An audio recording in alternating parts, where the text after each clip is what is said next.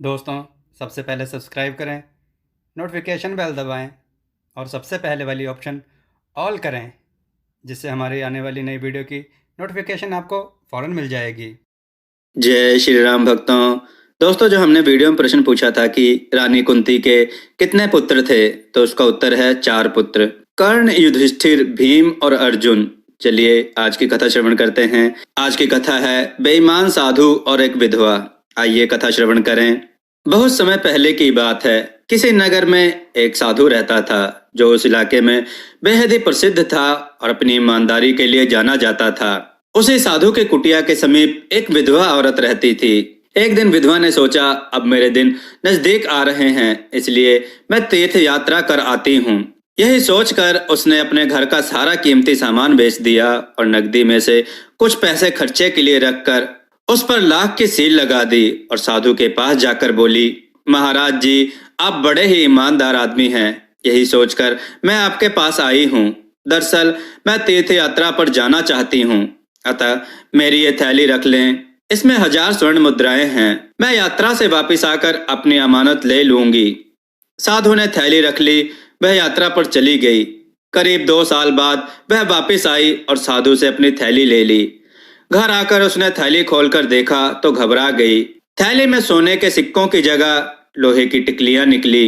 वह फौरन साधु के पास गई और सारी बात बताई, मगर साधु ने इस मामले में अनभिज्ञता जाहिर की और बोला, देखो माता, तुम्हारी थैली में क्या था क्या नहीं मुझे नहीं मालूम। मैंने तो तुम्हारी अमानत जस की तस रख दी थी और तुम्हारे वापस आने पर वैसे ही उठाकर तुम्हें दे दी। साधु की बात सुनकर विधवा घबरा गई और गिड़गिड़ाने वाले अंदाज में बोली, महाराज कृपा करें, ऐसा मत करें मेरे साथ। मैंने अपने हाथों से थैली में सोने के सिक्के रखे थे। मैं बहुत गरीब औरत हूँ। वे सोने के सिक्के मेरी जमा पूंजी थे, मेरे बुढ़ापे का सहारा थे। सारे नहीं तो कम से कम आधे सिक्के तो दे ही दो। मैंने तो आपको ईमानदार समझकर अपनी धरोहर आपके पास रखी थी, मगर आप मुझ गरीब के साथ अन्याय कर रहे हैं। साधु ने कहा, ए बुढ़िया, फालतू बकवास मत कर और सीधी तरह से यहाँ से चलती बन, वरना धक्के मारकर बाहर निकाल दूंगा। बुढ़िया रोते हुए राज दरबार पहुंची और सारी बात राजा से बताई। राजा ने उसे आश्वासन देकर घर भेज दिया और थैली रख ली। दूसरे दिन ही राजा ने नगर के सभी रफूगरों को बुलाकर वह थैली दिखाई। एक रफूगर बोला, यह थैली तो साल भर पहले मैंने ही रफू की थी।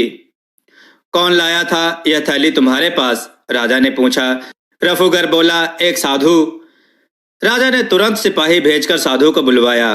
साधु आया और रफूगर को देखकर सारा मामला समझ गया। पहले ही पल उसने जेब से सोने के सारे सिक्के निकालकर राजा के कदमों में रख दिए और क्षमा मांगने लगा।